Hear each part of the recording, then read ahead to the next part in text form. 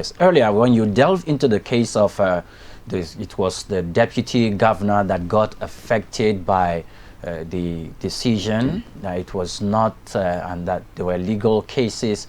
Are you saying that the party in this case should be exempted, and that just the deputy governor alone should be taken care of when it comes to the forgery and the presentation of invalid certificates? By virtue of Section 187, okay, subsections 2 and 3 of the Nigerian Constitution 1999 as amended, it stipulates that a governorship candidate must come with a deputy governor.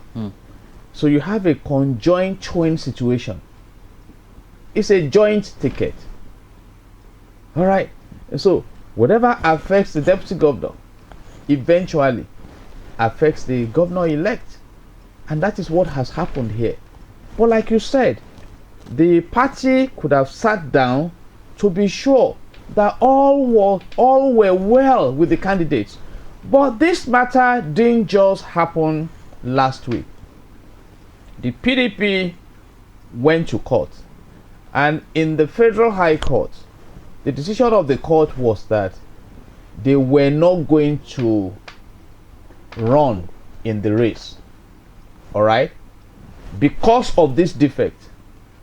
But the party quickly ran to the Court of Appeal, and the Court of Appeal overturned the decision of the Federal High Court and said APC could present candidates, and the election held, I think, on the 16th of November 2019. But PDP relentlessly proceeded to the Supreme Court even after the declaration of the electoral results by INEC. Don't forget, INEC is just an umpire in all this. All right? And by the power of the judiciary and the privilege to look into the matter and still make decisions that may be retroactive or whatever, the court decided that no, this cannot be allowed. You cannot build on nothing. And of course, that amounted to the fact that APC was taken as not to have even participated in the election.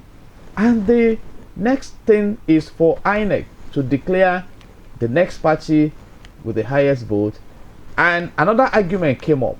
Now, what about the geographical spread? Okay. The 25, the 2/3, exactly. And the court also held, and INEC held, that in their administrative capacity, that the party also fulfilled that requirement. So, and the governor, unelected earlier, but now by the powers of the court, elected, has been sworn into office against the expression of the chairman of APC that there was not going to be a swearing in of a governor in Now, Bayelsa INEC State. in this case is not the judiciary by saying the party fulfilled its requirement.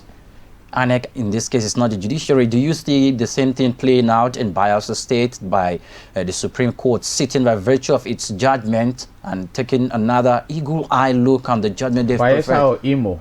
Just like they are sitting in Imo, if the same thing could happen in Bayelsa State, do you see any chance for that? Definitely. If APC is planning to go to the Supreme Court, you know what I mean. So there is no harm in challenging the system in court.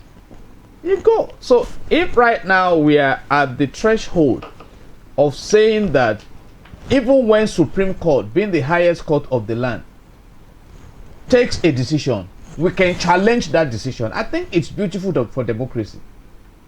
All right. Okay. So it's either we start planning to have a higher court, or we clean up the court in a way that we can all trust the decisions of the court. Because what this is telling us is that the court is not as trusted as it should be. And that anxiety did not start today. All right, so these are the issues of our time. Okay.